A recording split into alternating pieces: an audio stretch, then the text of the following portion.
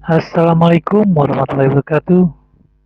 Kembali lagi dengan saya Mr. FX 13. Kali ini saya akan sharing mengenai untuk tren XAU atau gold di minggu depan akan kemana arahnya, apakah dia akan naik atau turun. Namun sebelum ke materi, saya akan dulu mengulas sedikit mengenai pertanyaan yang pernah dilontarkan oleh beberapa viewer yang ada di TikTok mengenai XAU tidak boleh diprediksikan. Menurut saya market itu sudah ada datanya ya, tiap per bulannya itu sudah ada data. Walaupun tetap eh, kemungkinan data itu tidak sesuai setiap harinya atau setiap bulannya, namun tidak akan jauh beda tipis. Seperti biasanya kebiasaan ibu-ibu, kenapa dia menjual emas, kenapa dia membeli emas. Nah kebanyakan itu ibu-ibu lebih tahu kapan dia mau beli emas, kapan dia untuk menjual emas. Karena biasanya misalkan, bulan ini harganya murah, tuh, terus pas menjual, biasanya di sini harganya mahal, seperti itu. Terus emas juga ini dari tahun ke tahun, saya rasa emang pergerakannya itu naik terus ya. Adapun ada penurunan juga ada tetap, namun tetap emas ini pergerakannya atau trennya naik terus. Seperti itu. Mungkin sebelum ke materi juga atau ke pembahasan, bagi para trader pemula yang belum tahu cara menganalisa atau ingin tahu cara follow trend menggunakan Fibonacci, bisa dicek video-video saya yang sebelum-sebelumnya.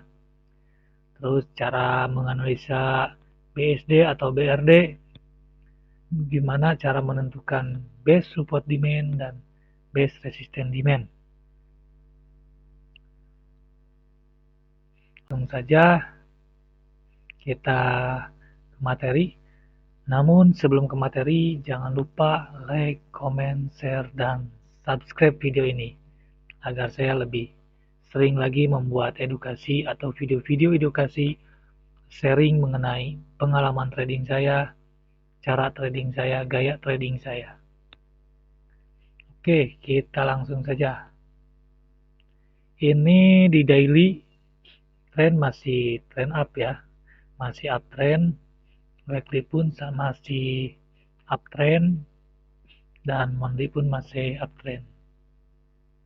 Terus ini udah tertinggi apa belum? Kalau ditanya harga tertinggi atau harga termurah di mana, itu nggak ada ujungnya ya. Ketika bilang harga tertinggi ya dia masih bisa naik terus. Ketika dia bilang harga terendah, ya itu masih bisa turun. Tergantung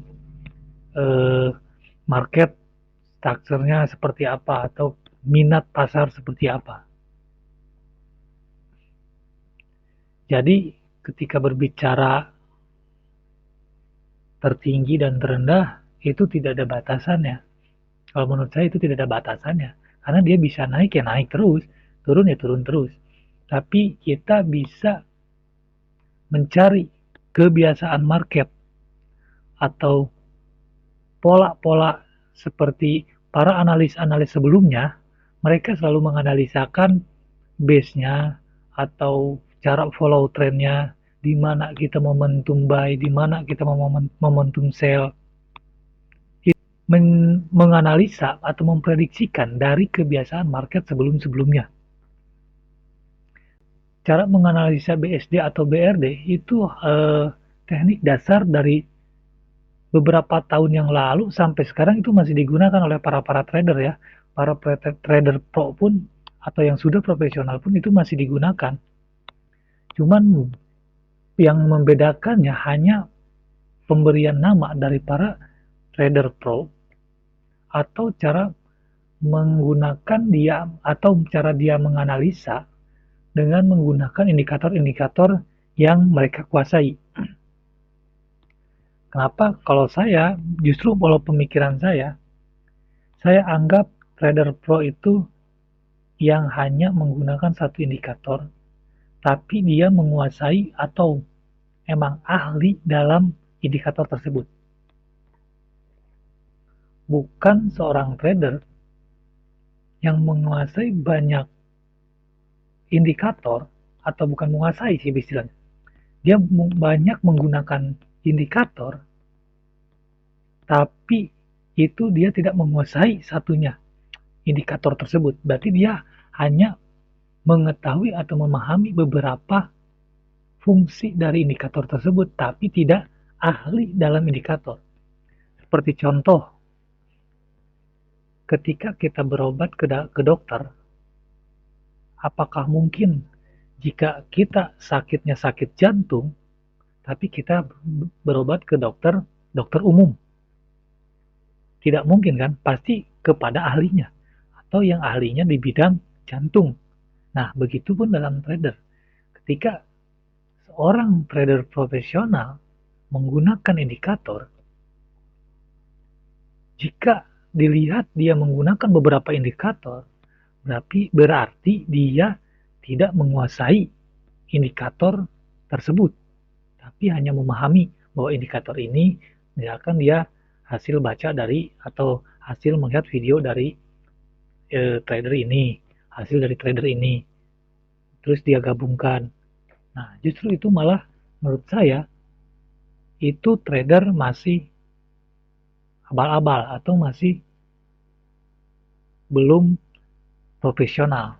Karena kalau trader profesional, dia akan menggunakan satu indikator, tapi dia menguasai, benar-benar menguasai dan ahli dalam menganalisa menggunakan indikator itu. Mau itu dia scalping, mau itu dia swing trader, atau daily. Jadi jangan misalkan, oh karena setiap trader ini ya, karena setiap trader dia memiliki gaya trading masing-masing. Jadi setiap trader yang memiliki gayanya masing-masing, dia pasti akan menguasai indikator yang sesuai dengan gayanya dalam bertrading. Misalkan dia scalping, dia menggunakan indikator yang menurut dia lebih mudah dan lebih cepat untuk scalping. Terus dia menggunakan indikator yang akurasinya lebih tepat untuk jangka panjang. Seperti itu.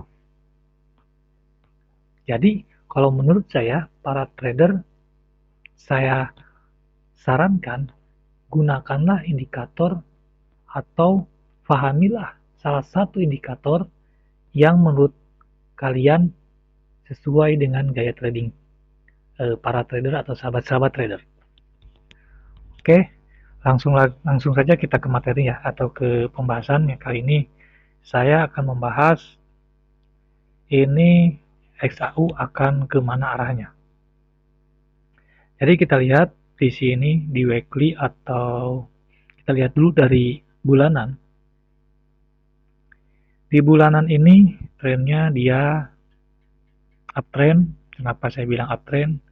Karena saya menggunakan indikator MA dan Bollinger Band, yang mana di bulan sebelumnya dia tidak mampu menembus middle MA50, atau dia tidak mampu membreak, dia tidak mampu membreak 70%, maka dia kembali naik.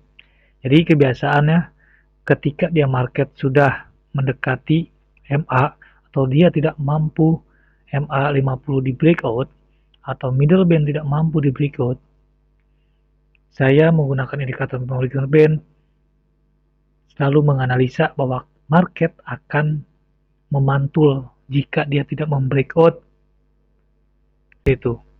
Jadi ketika misalkan market dia tidak mampu membreakout upper band atau sudah jauh di atas upper band, maka dia akan kembali dulu mengejar ke upper band, baru dia akan melanjutkan kenaikan.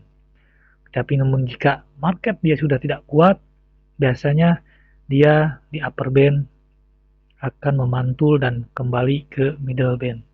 Dan di middle band dia bisa juga memantul lagi kembali naik jika dia tidak mampu membreakout MA50 atau base di support yang dekat dengan middle band. Misalkan ya seperti ini hampir dekat ya supportnya, dia tidak mampu membreakout 70%, maka dia tidak melanjutkan penurunan, maka malah dia memantul ke atas, tidak melanjutkan mengejar ke lower band seperti itu.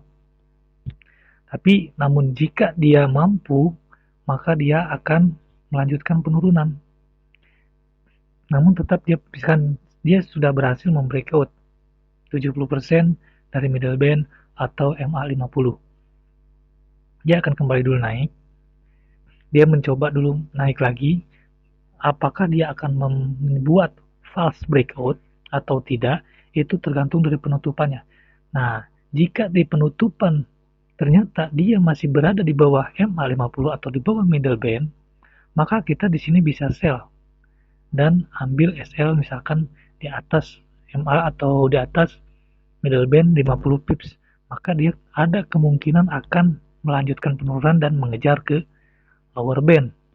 Itu dari kebiasaan market yang saya analisa menggunakan Bollinger Band. Seperti itu. Terus ini berhubung tren dia sedang naik,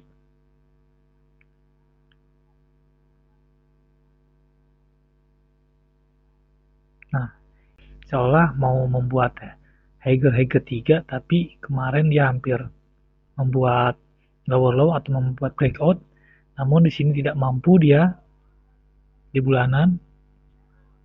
Dan ini di bulan 2022 kalau nggak salah November emang trennya naik bulan Novembernya, tapi di 2021-2020 itu candle merah atau dia bearish ya. Nah di bulanan pun ini kita lihat dia sudah berada jauh di MA50 yang menandakan, dan walaupun ini belum penutupan ya, karena seminggu lagi ini penutupan untuk bulan November, apakah dia akan breakout di harga 1986 apa tidak,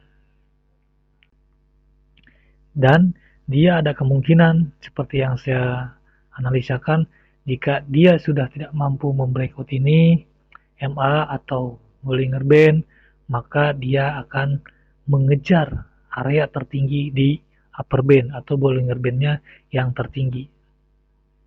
Ini bisa bulan sekarang atau bulan dia mengejar sampai ke sini. Atau bisa juga misalkan ini jadi hammers, bulan Desember dia turun dulu, baru dia naik lagi di awal Januari. Tapi tidak bisa seperti itu ya. Tidak menuntut kemungkinan di bulan November ini dia akan mengejar ke area tertinggi di 63 atau di sumbu. Nah, sumbu ini yang menjadi resisten di area tertinggi dan di upper band 2074. Nah, jika di upper band ini dia tidak mampu membreakout di harga 2074 ini, atau bukan membreakout ya, yang menembus 2074, maka dia akan kembali turun, dan ada kemungkinan dia turun bisa mengejar lagi ke middle band, karena setiap di tren naik juga middle band akan ngikut naik, jadi akan semakin menyempit. Oke. Nah, ini di bulanan dia tren up ya. Oke, kita langsung ke weekly. Nah, untuk di mingguan, ini trennya juga masih tren naik ya.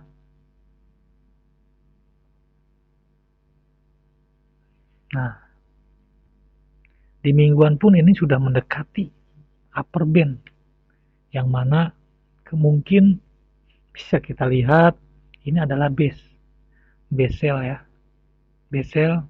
Namun base sell ini sampai harga tertinggi di sini kalau untuk di mingguan, karena emang ada sumbunya, tidak bisa mengambil kecil. dan base itu bisa dia mengejar sampai atas. Begitupun dengan mingguan.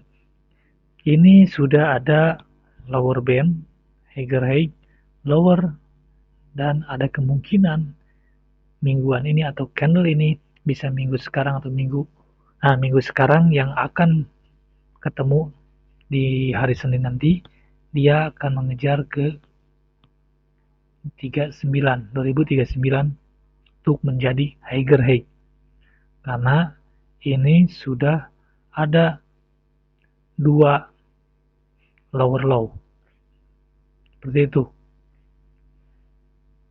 Dan ini saya memprediksikan ada kemungkinan di minggu depan ini, di akhir minggu bulan November, dia akan mengejar ke area 2041, mengejar menuju upper band, sebagaimana mesti yang biasa kemarin di daily dia mengejar upper band.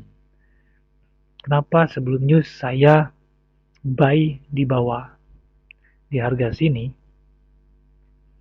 ketika dia koreksi, karena dia tidak mampu membreakout 70%,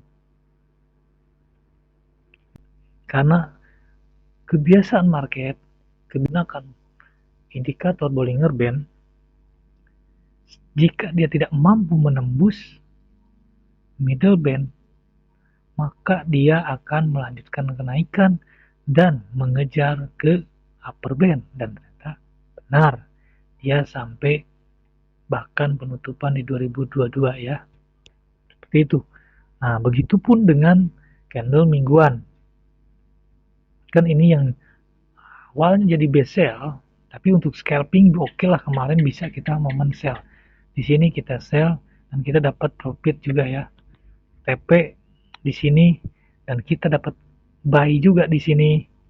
Sebenarnya waktu saya analisakan, waktu saya live di TikTok, kita analisakan di area sini, ini best sell pertama, best buy pertama,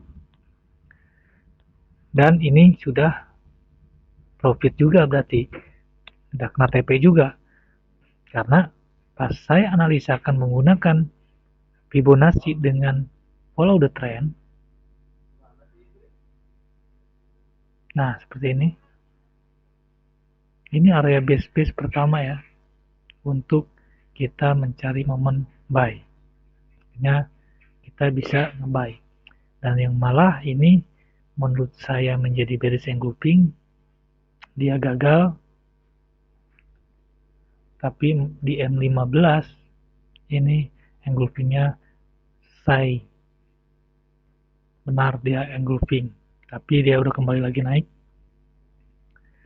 Nah, jadi ada kemungkinan di minggu depan ini dia akan mengejar upper band itu di harga tertinggi. Seperti itu sahabat-sahabat trader. Jadi kita nanti bisa cari momentum untuk area buy.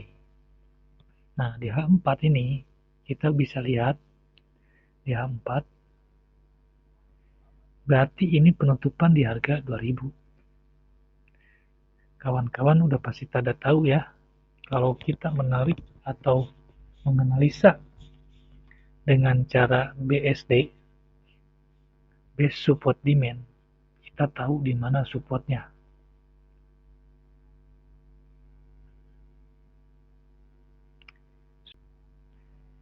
Berarti ini lower low, di mana support sekarang, yang mana resisten yang telah di break menjadi support. Betul di sini guys. Jadi ada kemungkinan di minggu depan dia akan koreksi dulu, turun sampai ke base support. Cuman ini base-nya besar ya, berarti sampai sumbu ini. Dari sini sampai sumbu. Setelah dia mengejar ke area terendah atau ke support yang resisten telah di break menjadi support,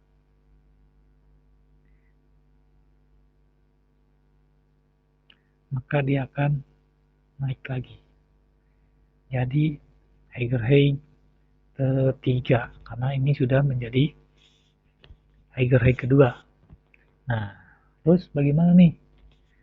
Jadi ada kemungkinan nanti Senin dia bisa gap turun atau dia mau turun dulu nanti Senin.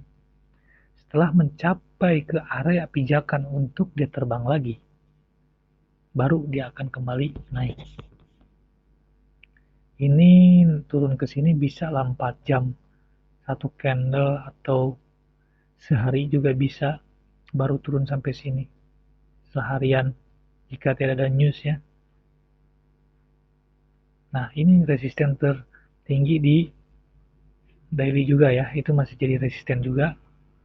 Nah, itu ketika dia memijak menurun dulu koreksi, terus dia kembali naik, berarti dia harus membreakout ini 70%. Nah, setelah dia di breakout 70%, dia akan kembali lagi, dia naik lagi. Seperti itu. Jadi akan terus seperti itu. Namun jika ternyata misalkan seperti tahun sebelumnya kayak ada COVID atau bencana alam, itu di luar prediksi ya. Itu di luar prediksi. Kalau ada bencana alam seperti itu kita tidak bisa memprediksikan yang membuat misalkan emas turun, yaitu di luar prediksi. Yang namanya prediksi itu tidak 100% benar. Karena prediksi saya atau prediksi ini kita menganalisakan dari kebiasaan market tersebut atau ke market emas tersebut.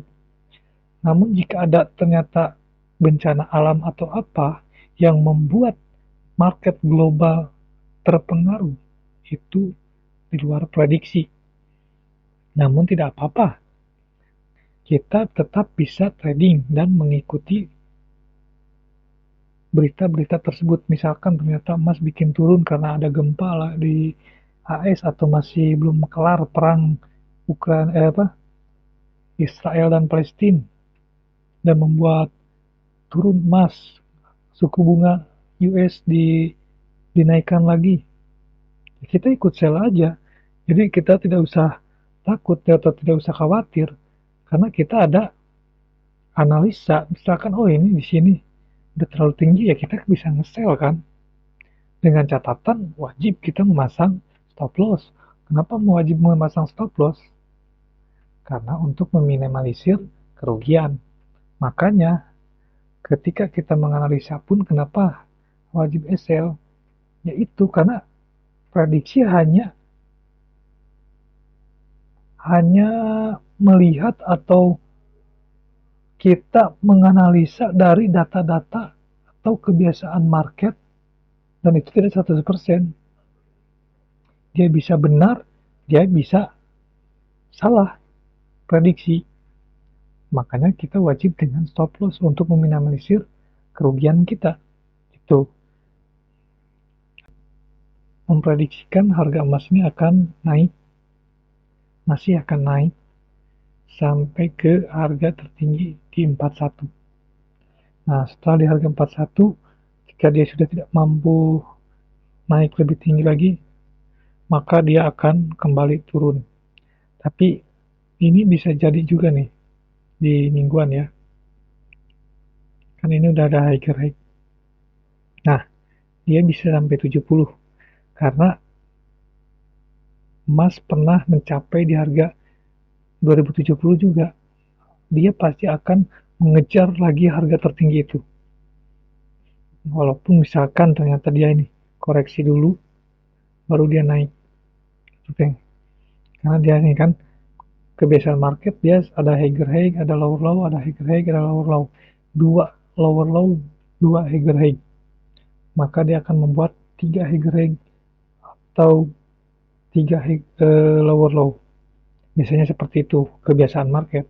Walaupun ya itu tidak pasti juga karena ketika dua higher high bisa saja di breakout ternyata di sini bisa jadi.